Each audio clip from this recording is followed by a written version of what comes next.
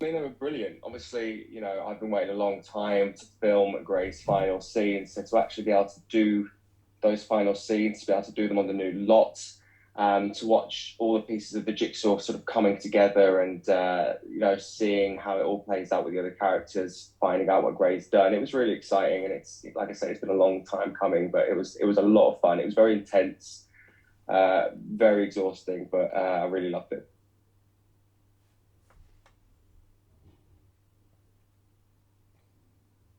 Yes, I do. I think he's so warped in his own imagination, and I think with Gray, anything's possible. He's very good at making split-second decisions, and he's managed to get out of so much up until now and worm his way out of things. And I really do believe that he thought it was very much possible to sort of run away and live happily ever after.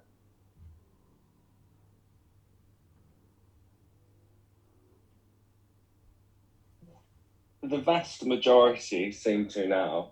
I mean, they certainly, at the start, it was quite interesting to see how people couldn't quite differentiate between me, Toby, and Gray. Certainly during the domestic abuse storyline with Chantel, there was a lot of angry and, rightfully so, aggressive messages that I was getting towards Gray. Some aimed at me sometimes, which that was a little bit disturbing, that people actually thought that I was Grey. But as the storylines kind of peaked and troughed, it kind of has come in waves. But I think people are now just sort of more enjoying watching Grey get his comeuppance, and they know that the sort of light is at the end of the tunnel with that.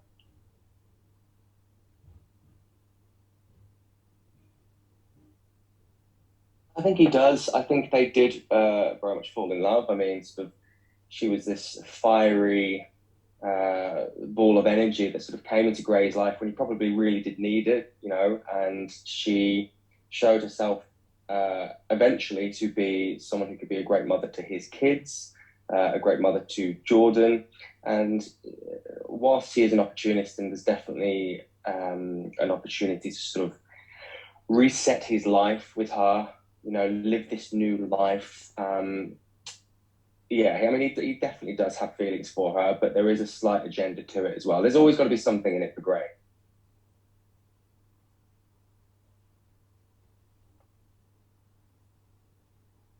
Chelsea comes home not expecting to find Gray because he's been out gallivanting and up to his usual tricks, and she doesn't know where he is, and she comes home and finds him.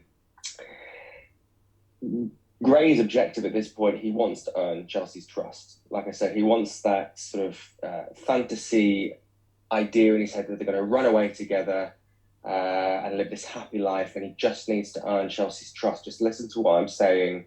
Everything's going to be fine. Please, look, we've got Jordan, we've got the other kids to take care of. We need to just get out of here and away from everyone. And Chelsea sort of does buy into that, and there is feelings from her end as well because of obviously what they've been through with Jordan. Emotionally, there's a connection there. Uh, but then Chelsea ultimately confronts Gray with obviously his darkest secret, which is Chantel, which he's not expecting. Even if he had an inkling that she might have known, that Whitney might have said something, he would never expect her to actually confront him for an answer. And that's ultimately what she does in that confrontation.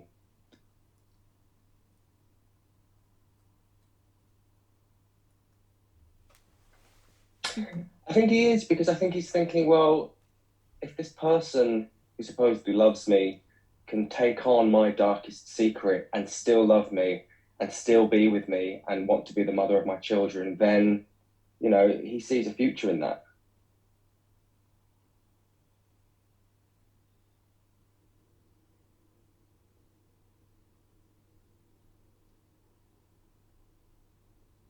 I think that Chantal storyline, Grange Chantal storyline, was so massively well received when that happened. I mean, the feedback we got just blew my mind. And obviously, we were working very closely with the Women's Aid and the people that were calling in. It was huge.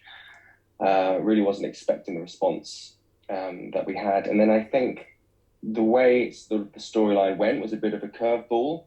I think it happened quite quickly. And I think, particularly for me as an actor, I did have to adjust to this uh, transition because it all happened so quickly.